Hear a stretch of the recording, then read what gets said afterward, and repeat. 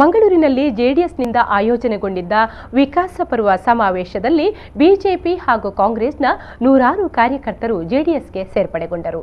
ಇನ್ನು ಜೆಡಿಎಸ್ ರಾಜ್ಯಾಧ್ಯಕ್ಷ ಕುಮಾರಸ್ವಾಮಿ ಅವರಿಂದ ಪಕ್ಷದ ಧ್ವಜ ನೀಡುವ ಮೂಲಕ ಮಾಜಿ ಮೇಯರ್ ಕೆ ಅಶ್ರಫ್ ಅಧಿಕೃತವಾಗಿ ಪಕ್ಷಕ್ಕೆ ಸೇರ್ಪಡೆಗೊಂಡರು.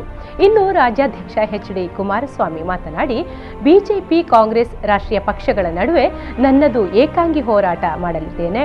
ಆ ಕಾರಣಕ್ಕಾಗಿ ಕನ್ನಡದ ಜನತೆ ನನ್ನನ್ನು ಬೆಂಬಲಿಸುತ್ತಾ ಬಂದಿದ್ದೀರಿ. ಬಿಜೆಪಿ ಜನಸುರಕ್ಷಾ ಸಮಾವೇಶಕ್ಕೆ ಯೋಗಿಯನ್ನು ಕರೆಸಿದ್ದಾರೆ.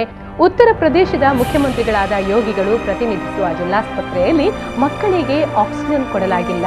ಅವರು ರಾಜ್ಯದಲ್ಲಿ ಸುರಕ್ಷತೆ ಸಂದೇಶ ಕೊಡಲು ಇಲ್ಲಿಯ ಬಿಜೆಪಿಯ ನಾಯಕರು ಕರೆಸಿದ್ದಾರೆ. ರಾಜ್ಯದ ಬಿಜೆಪಿ ನಾಯಕರು ಭೋಗಿಗಳಾಗಿದ್ದಕ್ಕೆ ಯೋಗಿಗಳನ್ನು ರಾಜ್ಯಕ್ಕೆ ಕರೆಸಿದ್ದಾರೆ. ಬಿಜೆಪಿಯ ಕೋಮುವಾದ ಮಟ್ಟ ಹಾಕಲು ಕಾಂಗ್ರೆಸ್ಗೆ ಸಾಧ್ಯವಾಗಿಲ್ಲ ಎಂದು ಬಿಜೆಪಿ ಹಾಗೂ ಕಾಂಗ್ರೆಸ್ ವಿರುದ್ಧ ಕಿಡಿಕಾರಿದರು.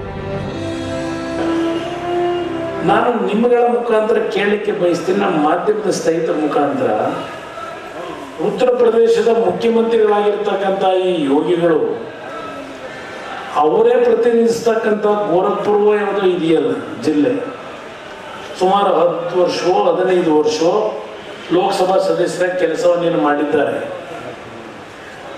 ಅವರೇ ಪ್ರತಿನಿಧಿಸ್ತಕ್ಕಂಥ ಜಿಲ್ಲೆಯ ಒಂದು ಜಿಲ್ಲಾ ಆಸ್ಪತ್ರೆಯಲ್ಲಿ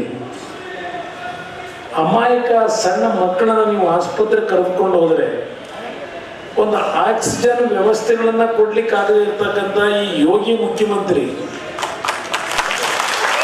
ಕರ್ನಾಟಕದ ಕನ್ನಡಿಗರಿಗೆ ಯಾವ ಜನ ಸುರಕ್ಷಾ ಕಾರ್ಯಕ್ರಮದ ಸಂದೇಶ ಕೊಡ್ಲಿಕ್ಕೆ ಬಂದಿದ್ದಾರೆ?